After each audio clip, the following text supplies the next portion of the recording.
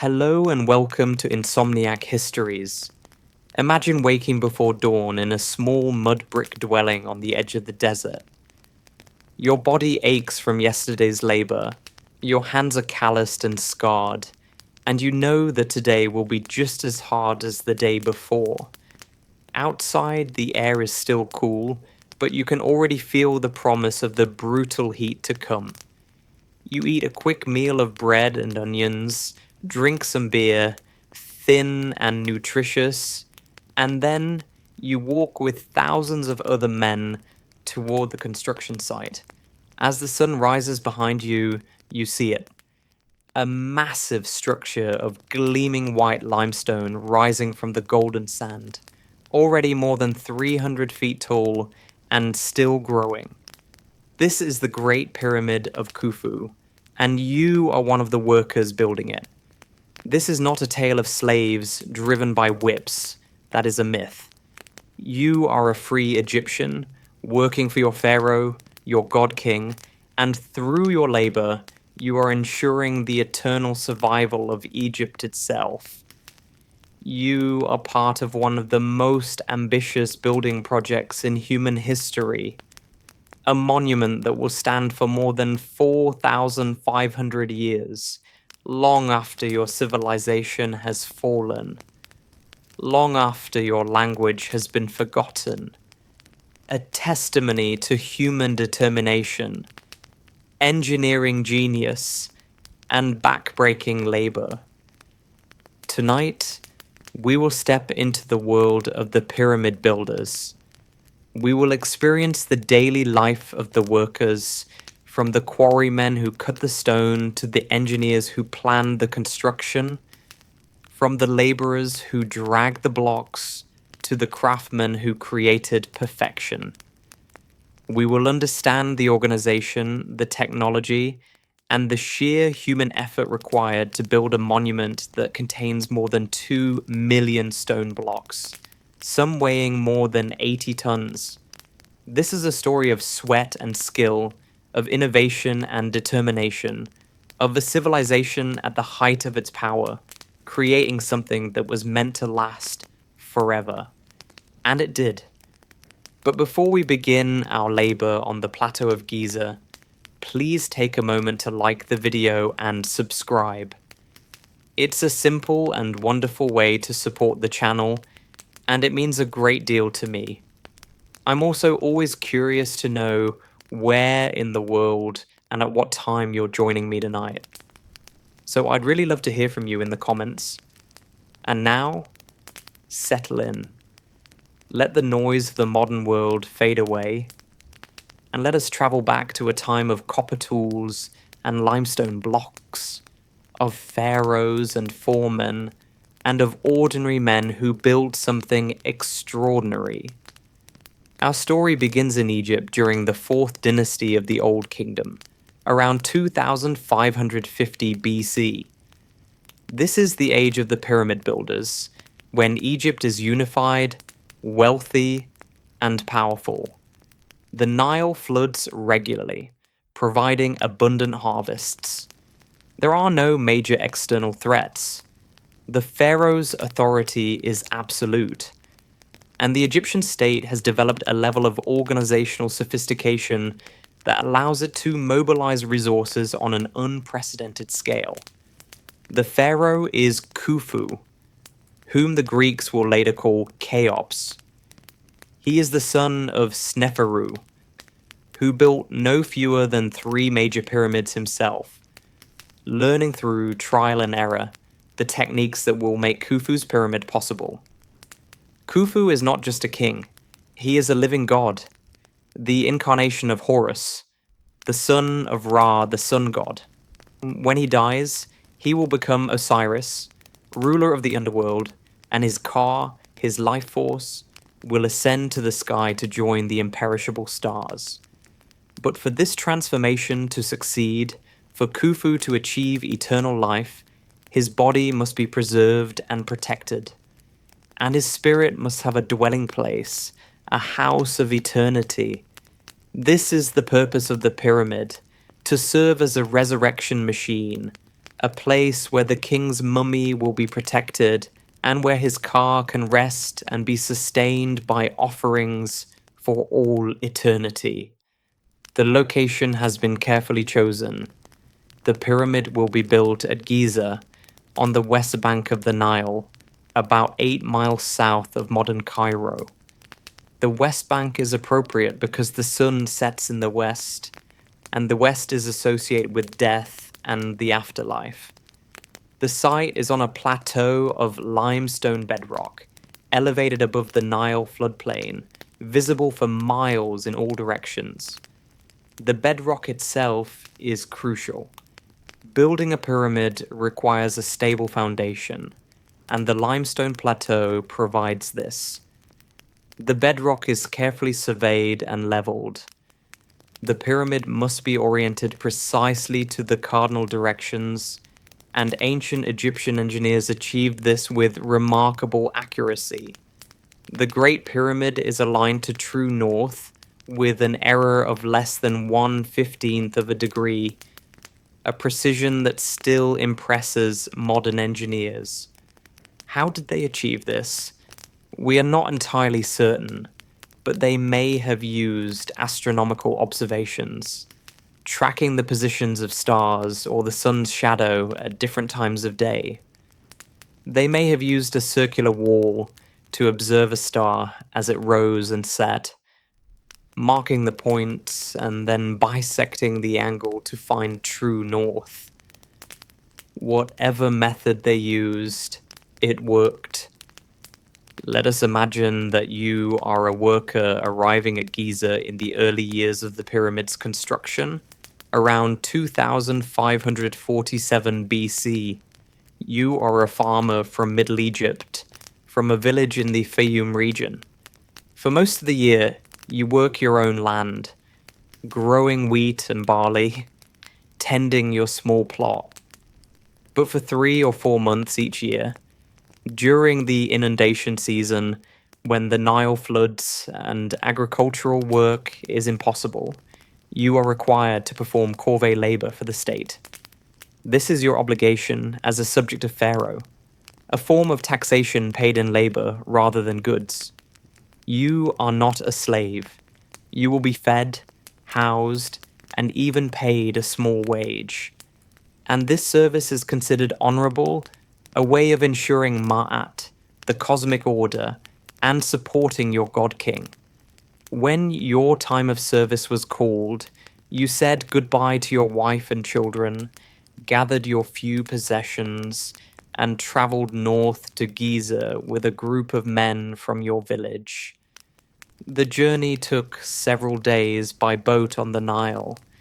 Now you stand at the edge of a vast construction site, and you are overwhelmed by the scale of what you see. Thousands of men are at work. The site is organized into distinct areas, each with its own purpose. To the east, near the Nile, there is a harbor where boats arrive constantly, bringing stone, food, and supplies. From the harbor, a causeway, a raised road, leads westward toward the pyramid. Along this causeway, teams of men are dragging enormous limestone blocks on wooden sledges. The blocks are massive, most weighing about 2.5 tons, though some are much larger. To the south of the pyramid site, there is a vast workers' village, a temporary city that houses the laborers. There are barracks for the workers, kitchens and bakeries, workshops for toolmaking and repair, storage facilities, and even a small medical facility where injured workers are treated. Bread ovens operate around the clock, producing thousands of loaves each day. Animal pens hold cattle that will be slaughtered to feed the workforce. This is not a camp of starving, brutalized slaves. This is a well-organized, state-run operation that feeds and houses its workforce adequately because the state understands that well-fed, healthy workers are more productive. And to the north, at the base of the plateau, are the quarries where the bulk of the pyramid's stone is being extracted. You can see men working there now. The sound of copper tools striking stone echoing across the site. You're assigned to a work gang, a crew of about 20 men. Each gang has a name, often boastful or devotional. Friends of Khufu, or the White Crown of Khufu is powerful. These names foster camaraderie and competition between crews. Your gang is part of a larger file, a division of about 1,000 men, and the files are organized into even larger units. The whole workforce is estimated at somewhere between 20,000 and 30,000 men at the peak of construction, far fewer than the 100,000 claimed by the Greek historian Herodotus, who visited Egypt 2,000 years after the pyramid was built and recorded exaggerated tales. Your first assignment is in the quarry. The limestone for the pyramid's core comes from local quarries right at Giza. This is relatively soft limestone, not the finest quality but adequate for the interior of the pyramid. The fine white Tura limestone that will cover the pyramid's exterior comes from quarries across the Nile and will be transported by boat. The quarrying is hard, repetitive work. The technique is surprisingly simple, but requires immense labor. First, the quarrymen identify a suitable block of stone in the bedrock. They mark out the dimensions, roughly a cube about 4 feet on each side. Then begins the work of separating the block from the surrounding stone. Workers use copper tools, chisels, and picks to cut channels around the block. Copper is soft by modern standards, far softer than steel, but it is the hardest metal the Egyptians have. Bronze, which is harder, exists, but is rare and expensive in this early period. Iron will not be available for another 1,000 years. The copper tools dull quickly and must be constantly resharpened, a task performed by a specialized smiths working at forges nearby. The workers pound the copper chisels into the limestone, creating channels about 6 inches wide on all sides of the block. This is exhausting work. The sound of metal striking stone is constant. Your arms ache from the repetitive hammering. Stone dust fills the air, making it hard to breathe, coating your throat and lungs. You develop a chronic cough that you will carry for the rest of your life. Once the channels are cut on 3 sides, the block must be separated from the bedrock below. For this, wooden wedges are used. Workers drive the wedges into the channels and then pour water over them.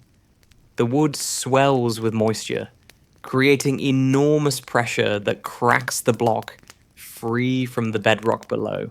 You hear the sharp crack as the stone breaks free, and then the block can be lifted with levers. It takes a team of workers an entire day or more to extract a single block. And the pyramid will require more than 2 million of them. Once freed, the block is roughly shaped at the quarry, the edges trimmed to create a more regular shape. Then it is ready to be transported to the pyramid. This is where you will spend most of your time, moving stone. The blocks are placed on wooden sledges, simple sleds made from thick timbers. Ropes are attached to the sledge, and your gang, 20 men, takes hold of the ropes. On command, you pull. The sledge does not want to move. 2.5 tons is an enormous weight. But slowly, with the entire gang straining, the sledge begins to slide forward. The foreman, a man with years of experience, calls out a rhythmic chant to coordinate your efforts. You pull in unison, and the sledge moves, inch by inch. The Egyptians have discovered a crucial technique to make this work easier. As your gang pulls, another worker walks in front of the sledge, pouring water on the sand. This might seem counterintuitive, but experiments by modern physicists have proven that dampening the sand reduces friction dramatically by as much as half. The water causes the sand grains to stick together, creating a firmer surface. Too much water and the sledge bogs down. Too little and the friction is too high. But the right amount of moisture makes the task significantly easier. Still, it is brutally hard work. You pull the sledge several hundred feet from the quarry to the base of the pyramid. The journey takes hours. Your hands, even calloused as they are, develop blisters that break and bleed. The rope cuts into your shoulders. The sun beats down mercilessly. The temperature reaches 110 degrees Fahrenheit or more. You are given water regularly, brought by water carriers who move among the work gangs. You are also given breaks, not out of kindness necessarily, but because the overseers understand that exhausted men cannot work effectively. At midday, when the heat is most intense, work stops for a few hours.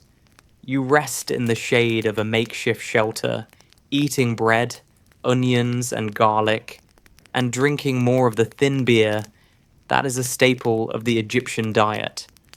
The beer is nutritious, made from barley, and contains enough alcohol to kill some waterborne pathogens, making it safer than water in many cases.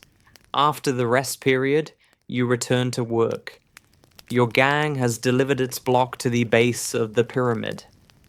Now begins the most challenging part, getting the stone up to the level where it is being placed.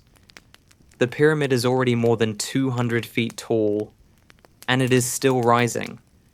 How do you lift a 2.5-ton block of stone 200 feet into the air? This question has puzzled historians for centuries. We have no ancient Egyptian texts that describe the process, but we can make informed guesses based on archaeology, experimentation, and logic. The most likely method is a ramp, not a single massive ramp running straight up one side of the pyramid. That would require more material than the pyramid itself, but rather a system of ramps. These might be zigzagging ramps that switch back on themselves as they rise, or a spiral ramp that wraps around the pyramid, or straight ramps built on each side that are raised as the pyramid grows. Whatever the exact configuration, the principle is the same. The ramps allow workers to drag the blocks up an incline rather than trying to lift them vertically. Your gang is assigned to move a block up a ramp. The ramp is made of mud brick and rubble with a firm surface. It is wide enough for multiple sledges to pass in each other. The incline is gradual, perhaps a slope of 1 foot up for every 10 feet forward. Because a steeper slope would be impossible for men to climb while pulling such weight. You and your gang take your positions. Additional men are called to help because pulling uphill requires more force. Now there are perhaps 30 or 40 men on the ropes. The foreman calls out, and you begin to pull. The sledge moves slowly up the ramp. It is even harder than pulling on level ground. Your legs burn from the exertion. Your heart pounds. Every muscle in your body is straining. You are producing maximum effort, and the sledge is moving at perhaps a foot every few seconds. The climb up the ramp takes hours. By the time you reach the top, you are utterly exhausted, drenched in sweat, barely able to stand. But the block has been delivered. Engineers and skilled masons take over now. The block must be placed precisely. The pyramid is not just a pile of stones. It is a carefully engineered structure where each block must fit tightly against its neighbors. The core blocks do not need to be perfect. They will be buried inside and invisible, but they must be stable. The masons use wooden levers and smaller stones as fulcrums to position the block exactly where it needs to be. They check the alignment with measuring tools, simple but effective, plumb bobs, right angles made from wood, and levels that use water to ensure horizontal surfaces. Once the block is in place, the next block is positioned beside it, and slowly, row by row, the pyramid grows. Meanwhile, other gangs are working on the interior passages and chambers. The Great Pyramid has an internal structure, a descending passage that leads to a chamber cut into the bedrock below the pyramid, an ascending passage that leads to two upper chambers, and the king's chamber where Khufu's sarcophagus will eventually rest. Creating these internal spaces while building a solid mountain of stone around them is an engineering challenge. The chambers are roofed with massive granite beams, some weighing 80 tons, brought all the way from Aswan, 500 miles to the south. Moving these enormous stones required even larger crews and specialized techniques. The Grand Gallery, the ascending corridor that leads to the King's Chamber, is a masterpiece of corbelled architecture, a vaulted ceiling that rises nearly 30 feet high. Walking through it, even in its rough, unfinished state, you feel a sense of awe at the ambition of this project. After several months of labor, your term of service ends. You're exhausted, thinner than when you arrived, despite the regular food, and you carry injuries that will last a lifetime. But you are also proud. You have contributed to the pharaoh's eternal house. You have helped ensure the survival of Egypt itself. For the king's successful transition to the afterlife guarantees the continued fertility of the land and the favor of the gods. You return to your village, and your status is enhanced. You have served the king. You have seen the Great Pyramid rising. You have stories to tell. And carved somewhere on a block deep inside the pyramid, invisible to anyone who will ever see it, is a hieroglyphic inscription marking your gang. Friends of Khufu. It is your signature, your proof that you were here, that you mattered. The construction of the Great Pyramid continues for about 20 years in total. This is not because the Egyptians work slowly, but because the project is so immense. Building the ramps, organizing the workforce, quarrying and moving more than 2 million blocks, constructing the internal chambers and finally casing the entire structure in fine white limestone is a project of staggering scope. Let us now step into the role of an overseer, a man of higher status, perhaps a scribe or a junior official, who helps coordinate the work. Your job is to ensure that your file, your division of about 1,000 men, has the resources it needs and meets its quotas. You keep records on papyrus scrolls, documenting how many blocks are moved each day, how much food is distributed, and which workers are sick or injured. The level of organization is impressive. The pyramid is not being built by random mobs of laborers. It's a carefully planned operation with a clear hierarchy, division of labor, and logistics system. There are specialized roles. Quarrymen extract the stone. Transporters move it. Masons shape and place it. Engineers survey and plan. Carpenters build and maintain the sledges, ramps, and scaffolding. Metalworkers keep the copper tools sharp. Potters make vessels for water and food. Bakers produce bread. Brewers make beer. Butchers slaughter and process cattle. Administrators like yourself keep the records and coordinate the efforts. The work is overseen by high officials, men close to the pharaoh, who have overall responsibility for the project. One of the most famous is Hemiunu, Khufu's cousin and vizier, who bears the title Overseer of all construction projects of the king. Hemiunu is the architect of the Great Pyramid, the man who translated Khufu's vision into reality.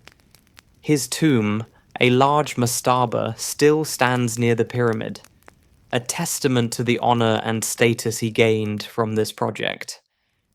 You occasionally see Hemiunu inspecting the work, accompanied by a retinue of officials. He is a large man. His painted statue shows him with the plump body that Egyptians associate with prosperity and success. He questions the foreman, examines the alignment of the blocks, and makes adjustments to the plan. He is ultimately responsible if anything goes wrong, but he is also the one who will be remembered if the pyramid succeeds. One of the engineering challenges you witness is the adjustment of the ramp system. As the pyramid grows taller, the ramps must be extended and raised. But there comes a point where extending the ramps further would require more material than is practical. The solution is to shift strategies.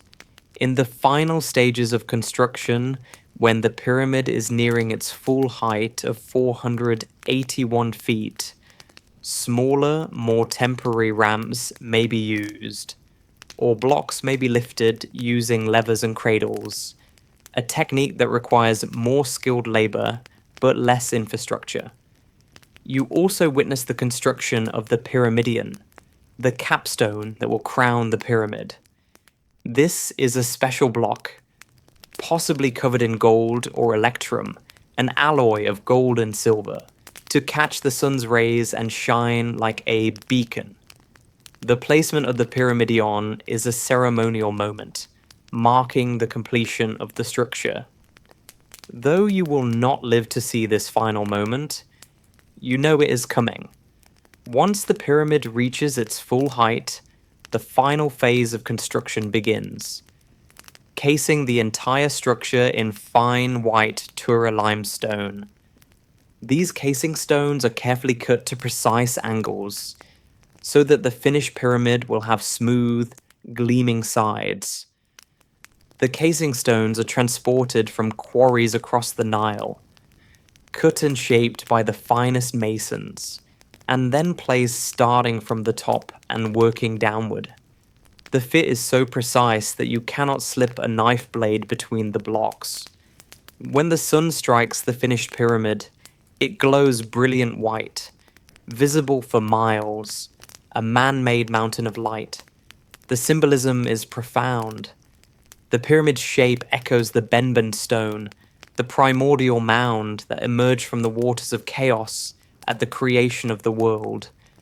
According to Egyptian mythology, the pyramid is a representation of that mound, a connection between earth and sky. The smooth sides also represent the rays of the sun, descending from Ra to touch the earth. Khufu's car will ascend these rays to join the sun god in the sky. But for the workers, the symbolism matters less than the daily reality of hard labor. Life in the workers' village is a mixture of hardship and community. The barracks are simple, long, low buildings divided into rooms where workers sleep on reed mats. Privacy is non-existent, but camaraderie develops. Men from the same villages tend to work together, maintaining social bonds from home. There is entertainment in the evenings. Men sing work songs, tell stories, play games with dice and gaming boards, similar to Senet, a popular Egyptian game. There are disputes and fights, broken up by overseers. There are love affairs, Some workers have brought their families and camp nearby, and there are liaisons with local villagers. There is gambling, drinking, and all the behaviors of men living away from home. Archaeological evidence from workers' villages at other pyramid sites tells us much about daily life. At Giza, no workers' village has been definitively identified and excavated, though some evidence exists. But at other sites, like the Hayt el Ghurab, near the pyramids of Khafra and Menkaura, archaeologists have found extensive remains. The workers ate well by ancient standards. Analysis of food remains shows that they consumed bread, beer, beef, mutton, fish, and vegetables. The cattle were slaughtered on site, and the meat was distributed to the workers. This was not the diet of slaves, but of valued workers whose productivity was important to the state. Medical care was also provided. Skeletal remains of pyramid workers show that many suffered work-related injuries, broken bones, arthritis, and degenerative joint disease from heavy labor.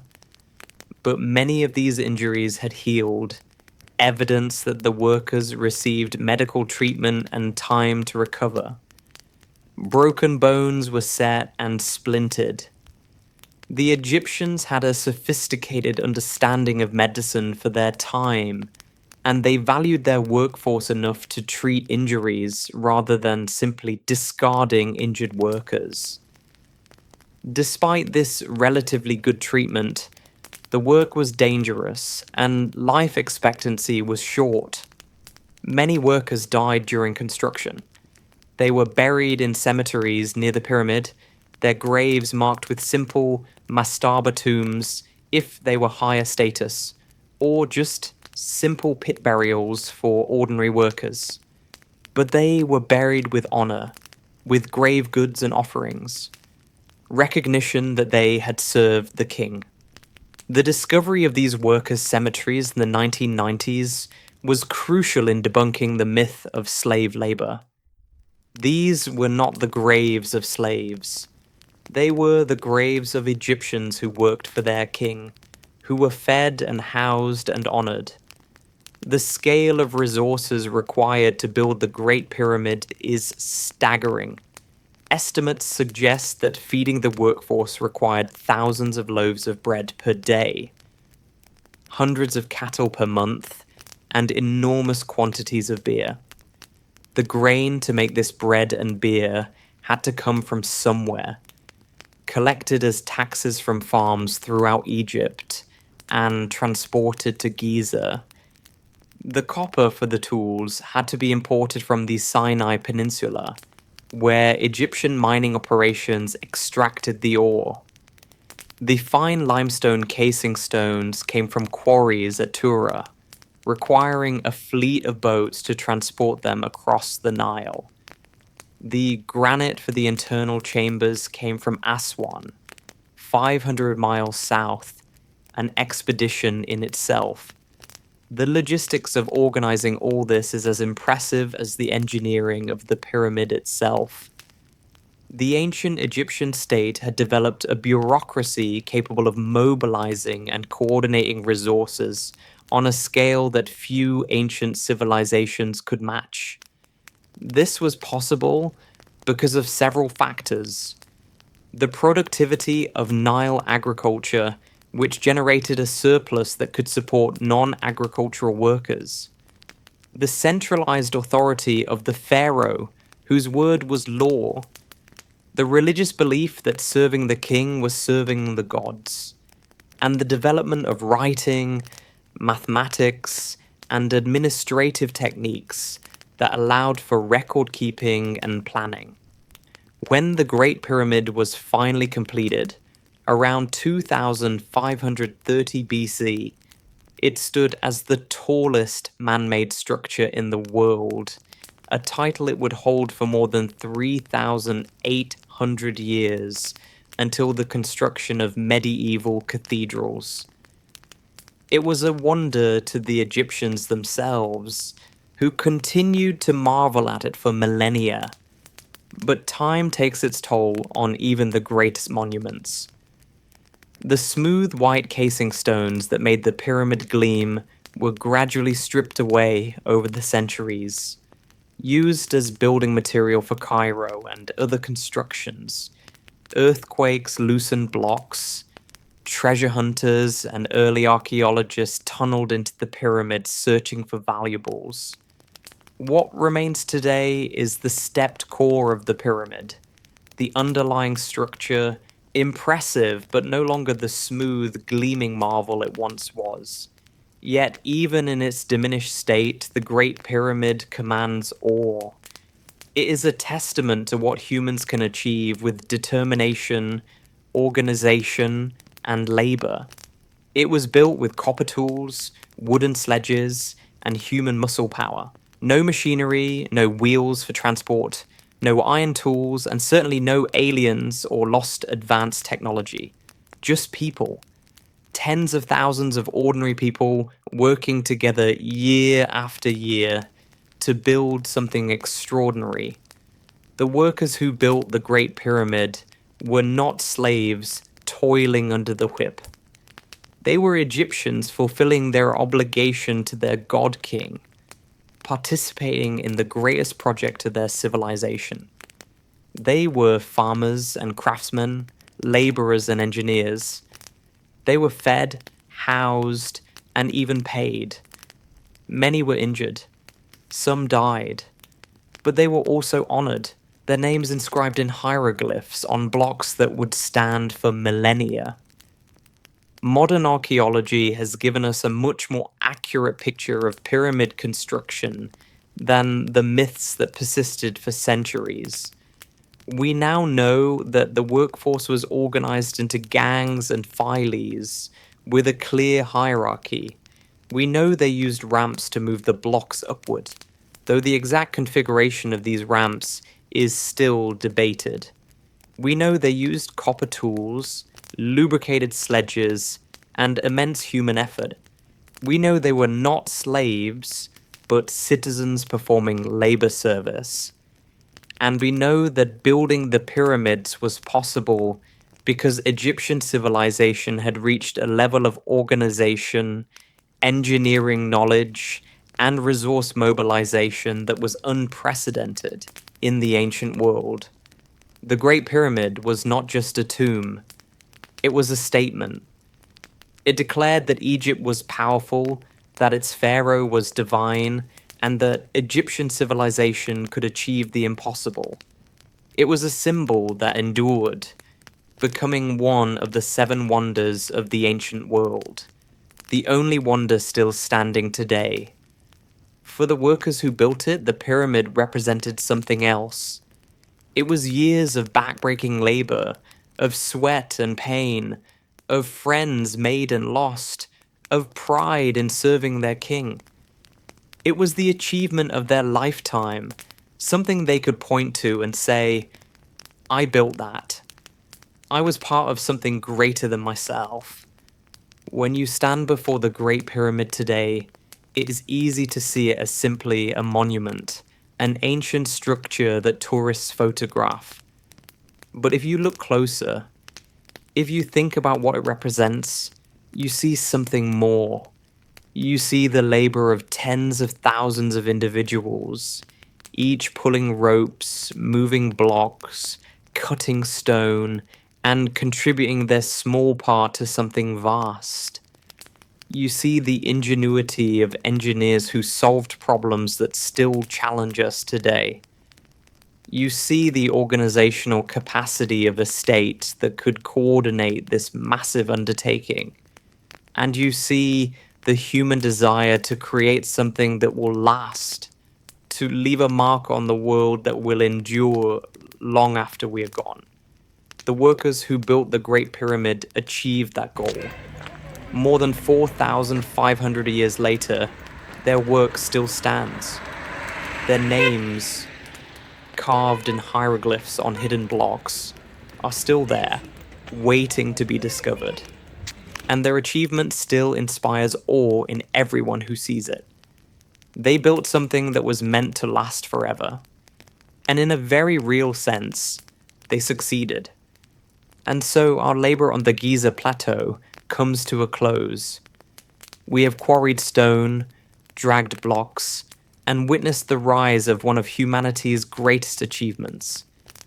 It has been a true pleasure to be your guide through this monumental chapter of history. Thank you for listening.